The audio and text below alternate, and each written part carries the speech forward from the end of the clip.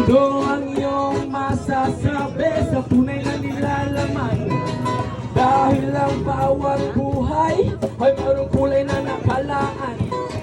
Buksan ang iyong isipan, handa ka na bang ako'y pakinggan?